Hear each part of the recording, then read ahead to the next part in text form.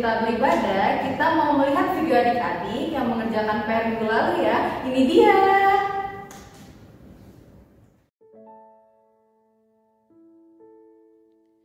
Akan menceritakan kembali tentang kesalehan Ayub. Kesalehan Ayub yaitu Ayub selalu taat kepada Tuhan dalam suka maupun duka. Yang kedua adalah Ayub tidak pernah berpaling dari Tuhan walaupun ia diberi cobaan berupa anak dan istrinya meninggal. Harta kekayaannya diambil oleh Tuhan serta memiliki penyakit kulit.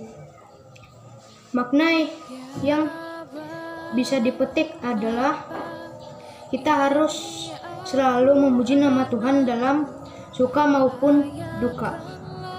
Hai Kak, nama saya Amanda. Tuhan yang memberi, Tuhan yang mengambil, terpujilah nama Tuhan. Halo teman-teman, nama saya Lunar. Saya akan menceritakan kembali tentang Ayub. Ayub adalah seorang yang saleh. Dia berlaku jujur dan taat kepada Tuhan. Ayub adalah orang yang sangat kaya. Ayub selalu mempersembahkan korban bakaran untuk memohon pengampunan dosa kepada Tuhan. Saking taatnya Ayub kepada Tuhan, iblis sangat cemburu. Iblis meminta izin kepada Tuhan untuk mencobai iman Ayub. Pada saat dicobai dengan berbagai kesulitan, Ayub tetap setia kepada Tuhan dan taat kepada Tuhan.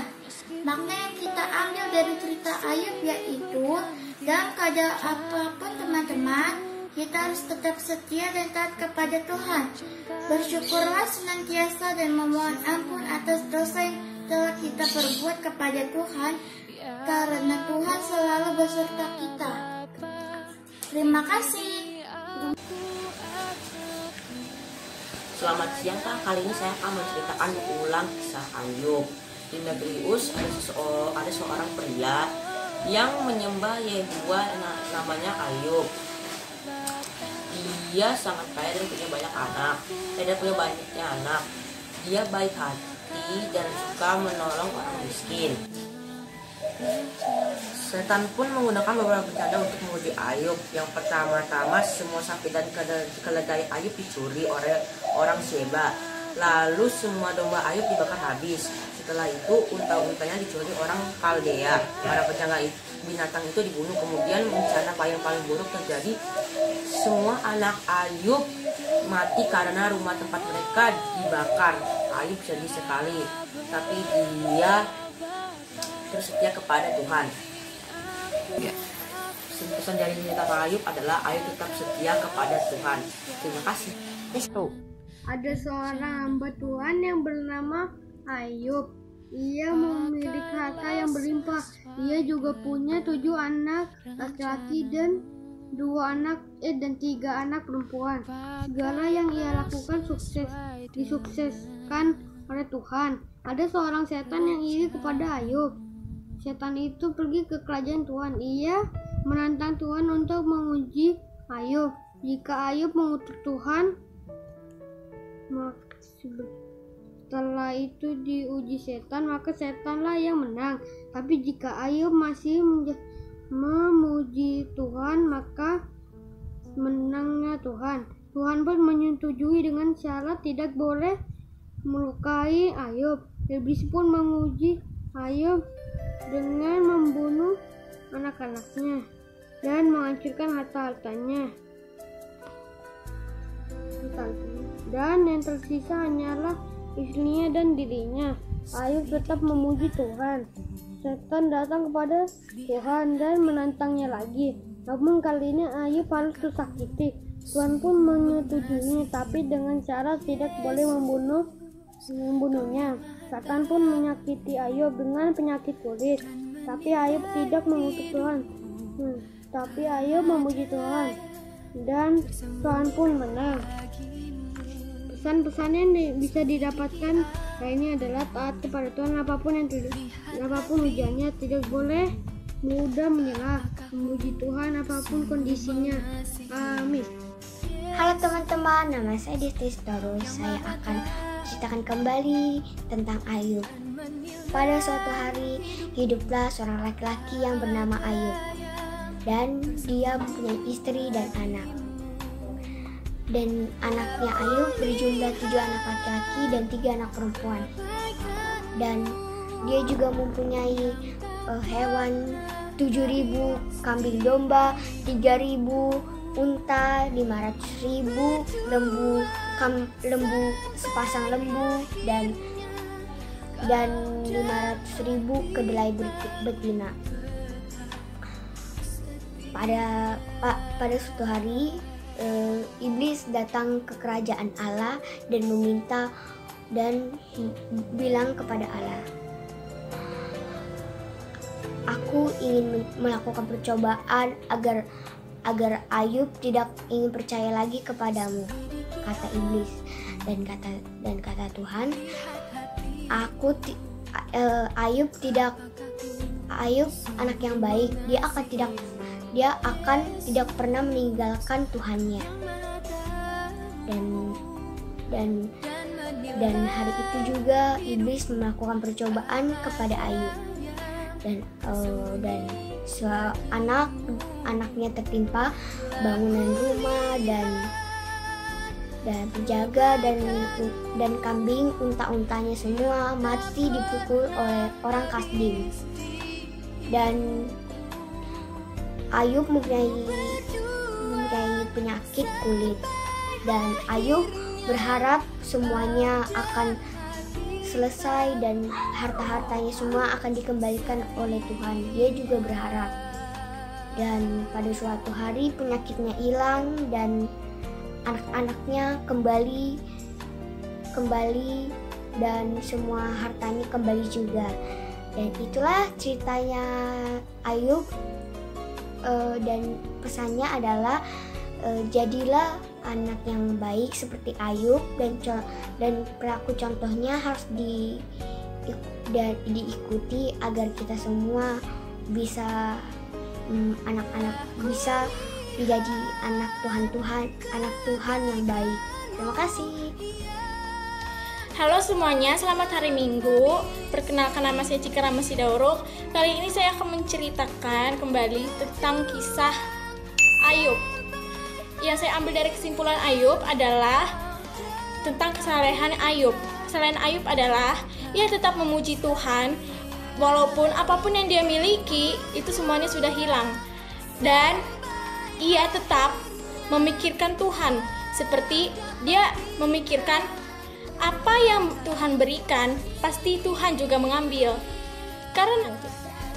Dan kesimpulan yang saya ambil dari cerita Ayub ini adalah bahwa kita harus tetap memuji nama Tuhan walaupun apapun yang kita punya itu menghilang. Karena kita pasti tahu dengan kata tersebut adalah apapun yang Tuhan berikan pada kita itu pun akan diambil oleh Tuhan. Terima kasih. Shalom, nama saya Febiola Sidauruk. Kali ini saya akan menceritakan kembali tentang kisah Ayub. Yang saya dapat dari Ayub adalah Ayub selalu memuji nama Tuhan, maupun semua yang dia punya hilang. Dan apa yang Tuhan berikan akan Tuhan kembalikan kembali. Dan yang saya dapat dari Ayub adalah selalu memuji nama Tuhan maupun semua yang kita punya hilang. Terima kasih. Shalom Kak, saya akan menceritakan kembali tentang Ayub. Ayub orangnya sangat baik dan selalu bersyukur. Namun dia kehilangan harta dan anak-anaknya, dia tetap setia dan bersyukur kepada Tuhan. Lalu iblis berbicara kepada Tuhan untuk membuktikan bahwa Ayub tidak bersyukur kepada Tuhan. Ternyata tidak, Ayub malah tetap dan selalu bersyukur kepada Tuhan. Pesannya kita harus seperti Ayub, selalu bersyukur, senang maupun duka. Terima kasih Kak. Selamat hari Minggu, nama saya Jeremy Giuseppe Noah. Saya akan menceritakan kembali tentang Ayub.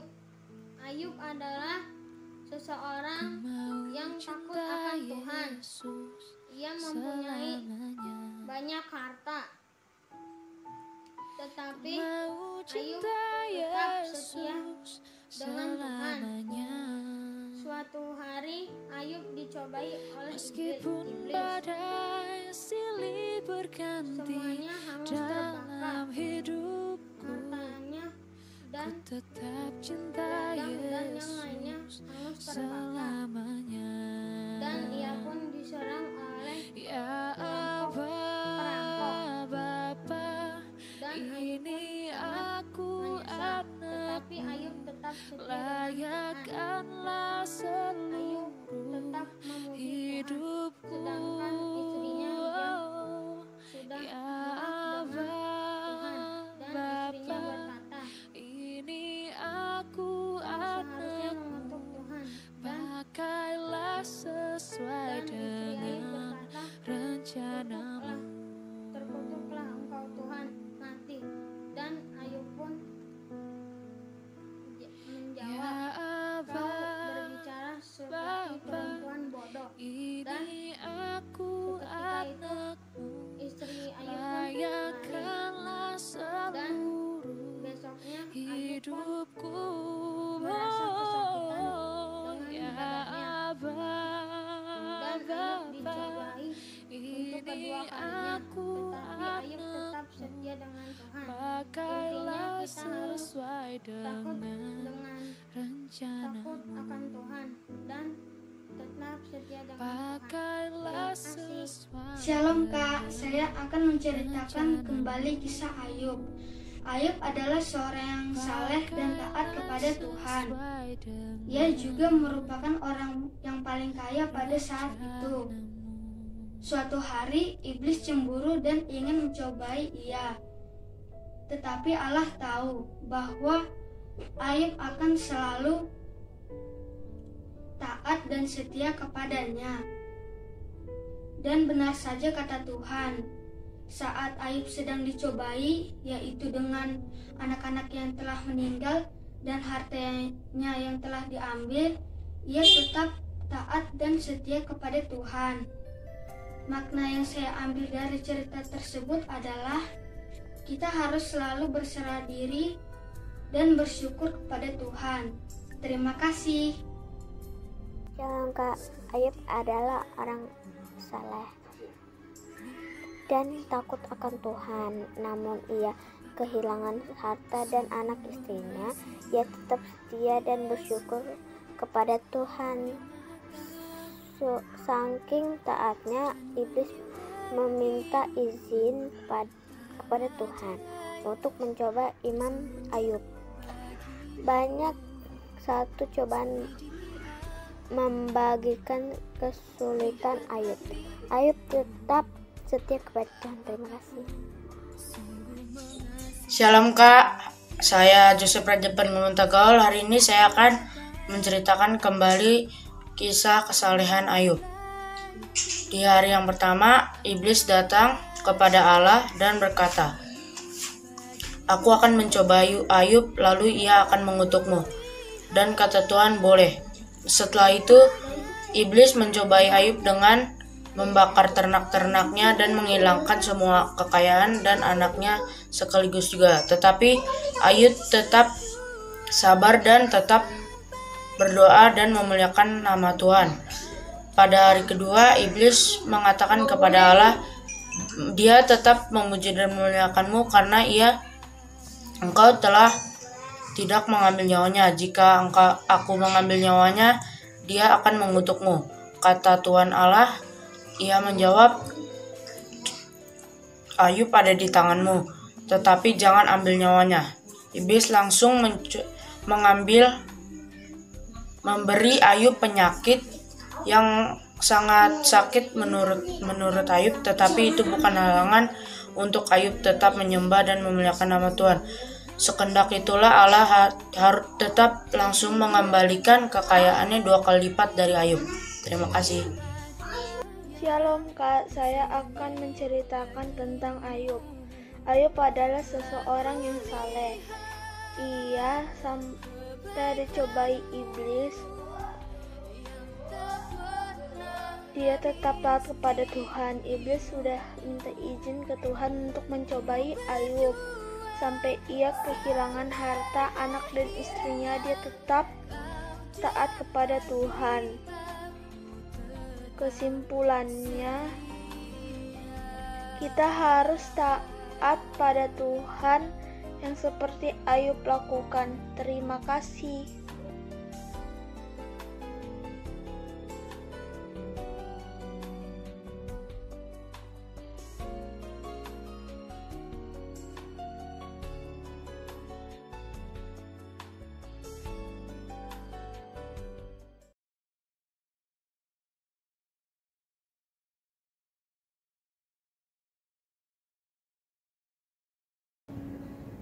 Oke adik-adik, kita sudah lihat bersama-sama video adik-adik yang mengerjakan PR minggu lalu ya. Sekarang kita akan mengangkat satu pujian. Lagunya apa Kak?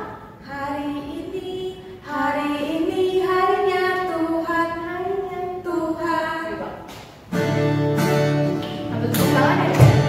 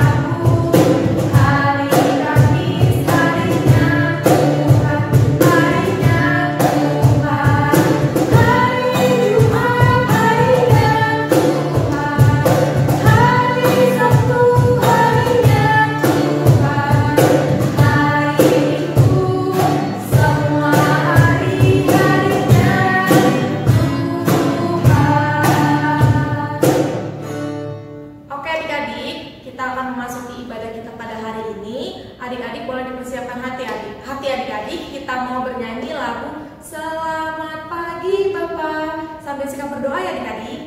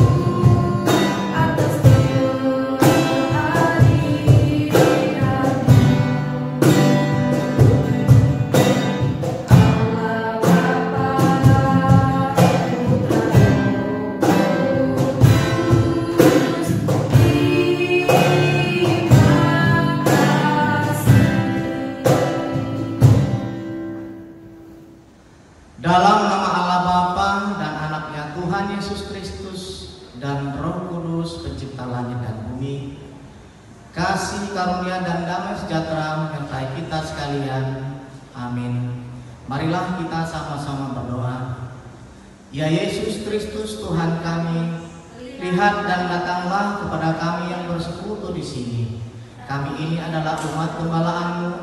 Berilah kasih karunia dan kehidupan kepada kami. Amin.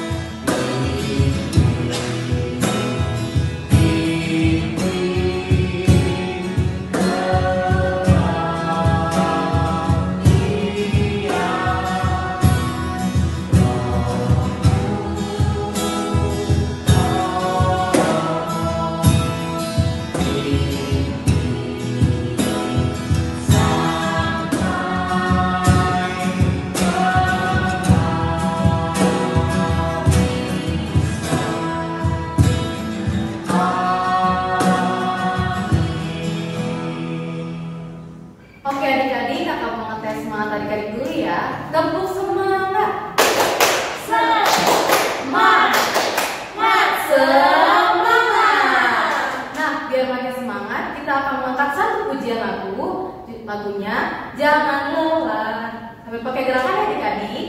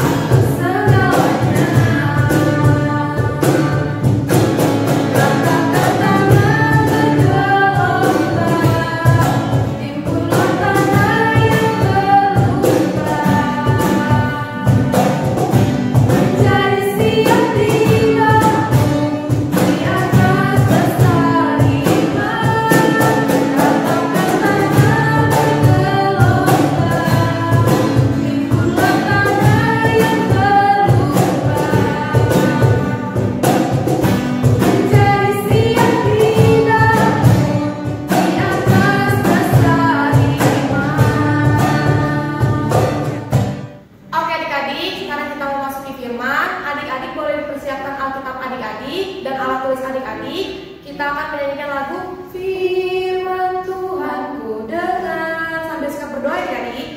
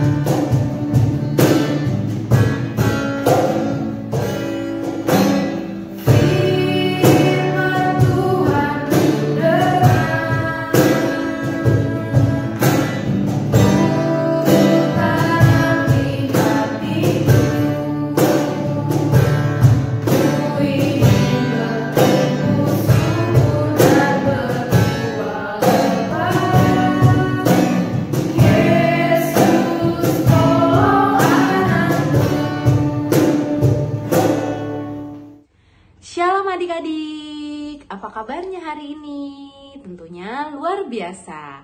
Oke adik-adik, sekarang kita mau mendengarkan firman Tuhan. Sebelum kita mendengarkan firman Tuhan, kita mau berdoa dulu ya adik-adik. Sekarang adik-adik lipat tangannya, tutup matanya, tundukkan kepalanya, kita bersatu di dalam doa. Ya Bapa yang baik, ya Bapa yang kami kasihi, terima kasih Bapa untuk penyertaan-Mu hari ini ya Bapa, sehingga kami Bapa saat ini boleh mendengarkan firman-Mu ya Bapa.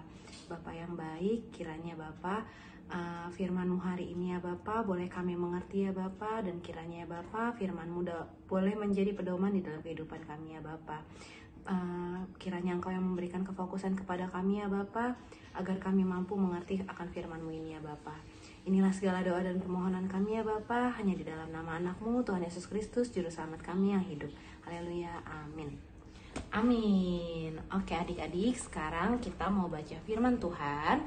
Kita mau buka dari Injil Matius. Matius ada di mana adik-adik? Di Perjanjian Baru. Oke. Sekarang kita mau buka yang di Matius, Injil Matius pasal yang ke-13 ayat yang ke-32 sampai 33. Kita baca bareng-bareng ya adik-adik. Memang biji itu yang paling kecil dari segala jenis benih.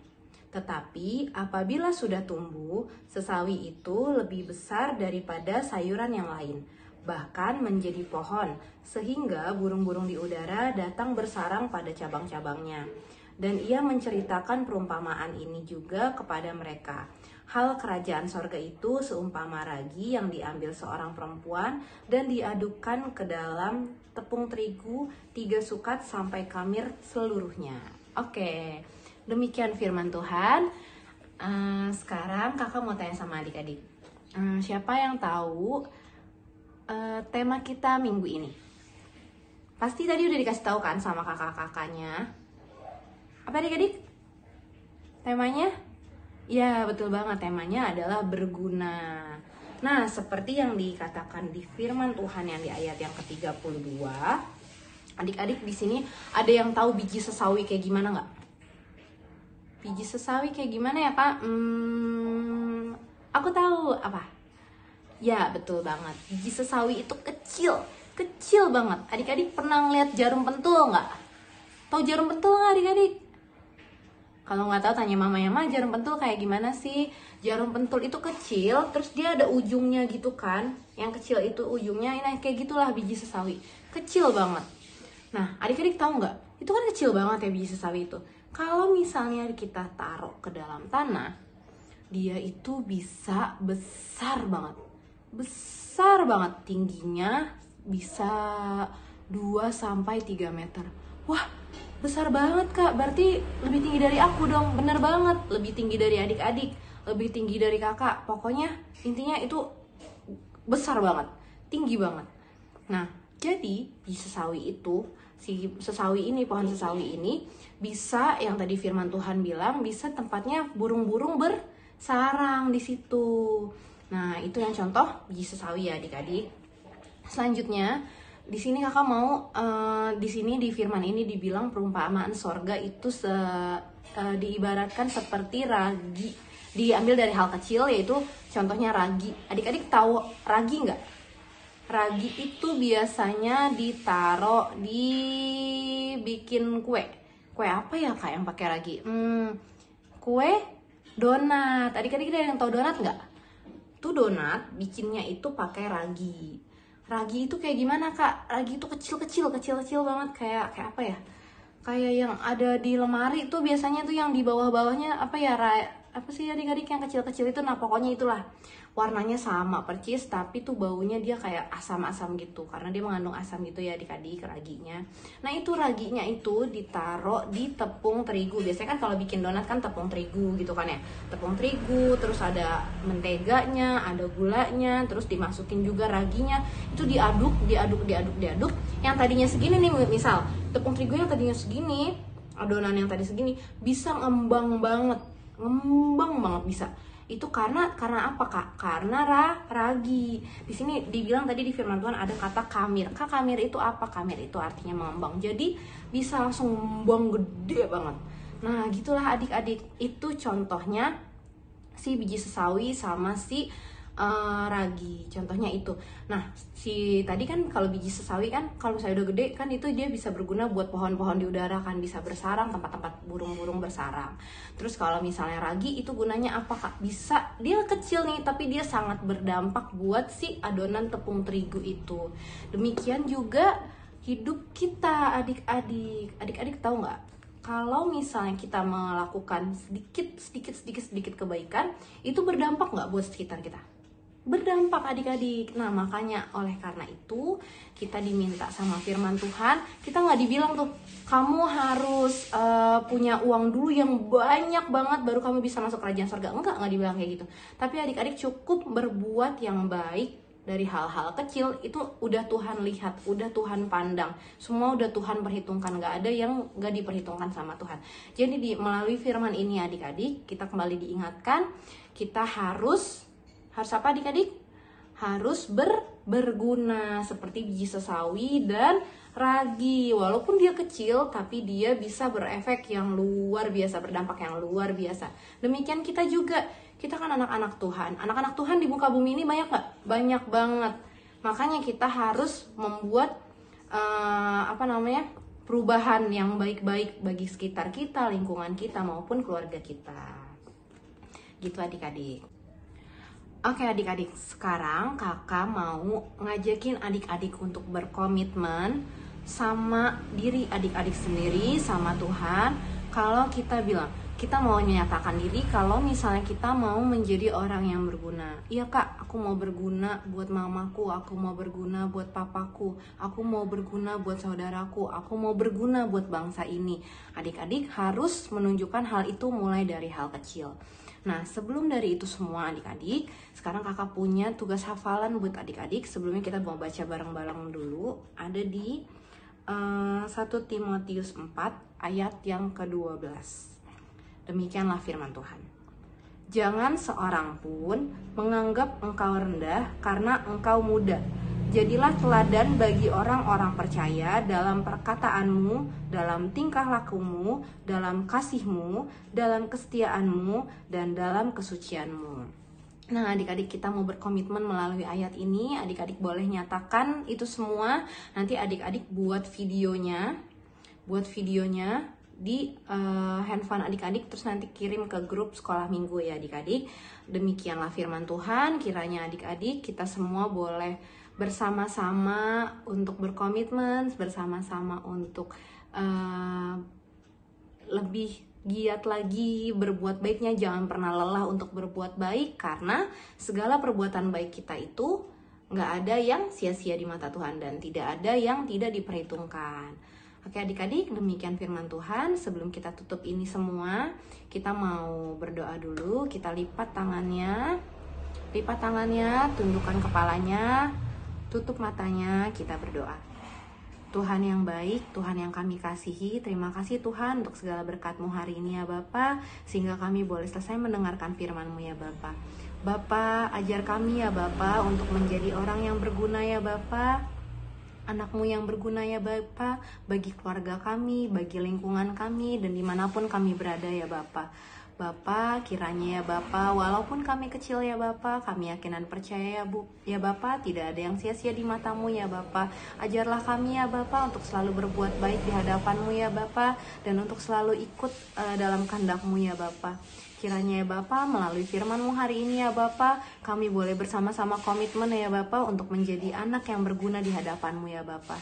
Inilah segala doa dan permohonan kami ya Bapa. Terlebih dari semua itu ya Bapa, kami adalah manusia yang berdosa ya Bapa. Kiranya Kau yang mengampuni segala kesalahan kami ya Bapa, baik yang disengaja maupun yang tidak disengaja ya Bapa, agar kami layak disebut anak-Mu ya Bapa.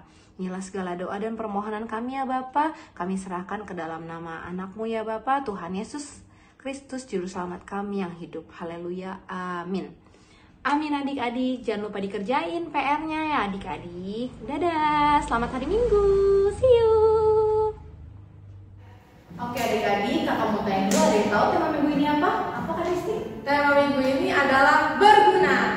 Contohnya berguna itu apa sih Kak? Nah contohnya berguna itu, misalkan kan adik-adik masih kecil-kecil nih. Walaupun adik-adik masih kecil-kecil, tapi adik-adik sudah ikut serta membantu orang tua di rumah, membereskan rumah, membereskan kamar tidur, pokoknya yang bisa bermanfaat bagi orang lain.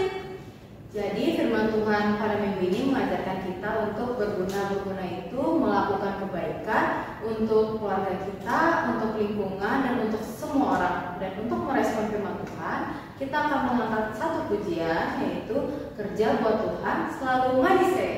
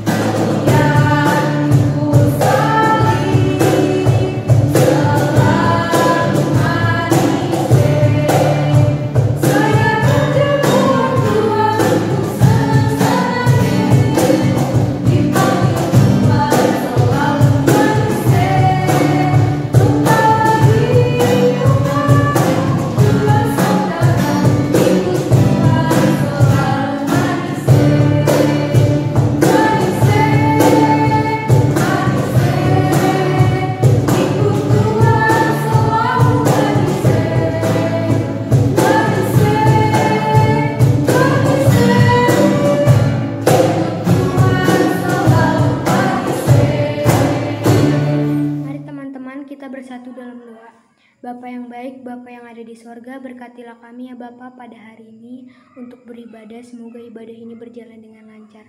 Dan juga ya Bapa, ampunlah dosa-dosa kami, akan kesalahan kami yang kami sudah perbuat ke banyak orang, maupun disengaja ataupun tidak disengaja. Terima kasih ya Bapa, Kau sudah memberikan kami kesehatan, kekuatan, dan juga kepintaran. Berkatilah kami ya Bapa, teman-teman kami dan juga kakak sekolah minggu, supaya kami bisa sehat terus dan juga melewati virus ini ya Bapa. Dan juga Kau tahu pada saat ini sedang ada virus corona, hilangkanlah virus ini dari muka bumi ini ya Bapa, agar kami bisa beribadah bersama-sama lagi. Terima kasih ya Bapa, dalam nama Yesus dan anaknya kami berdoa dan mengucap syukur. Amin. Oke adik-adik, sekarang kita ingin mengumpulkan persembahan. Adik-adik boleh mempersiapkan persembahan adik-adik. Persembahan adik-adik boleh ditransfer ke rekening gereja, atau adik-adik boleh memberikan langsung ke gereja melalui orang tua. Nah, kita ingin menyanyikan lagu Burung Pipit Tidak Menanam, Tapi Tuhan Beri Makan. Tuhan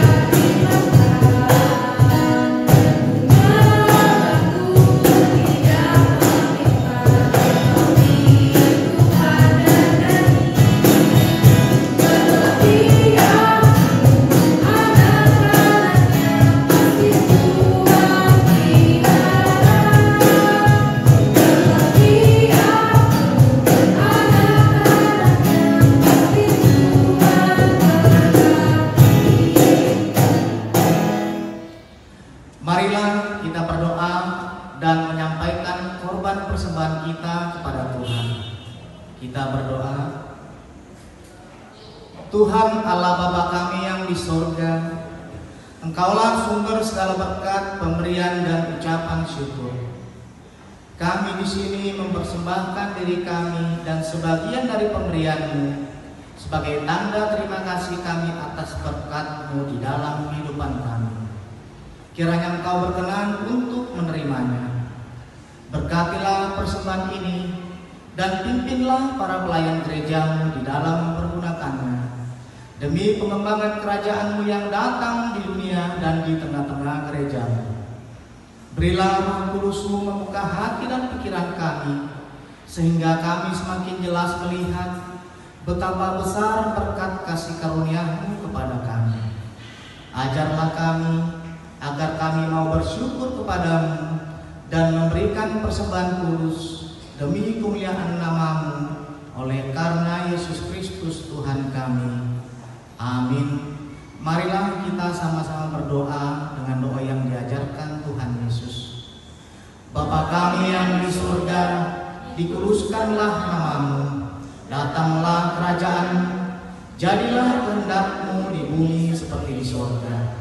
Berikanlah kami pada hari ini makanan kami yang secukupnya, dan ampunilah kami akan kesalahan kami, seperti kami juga mengampuni orang yang bersalah kepada kami.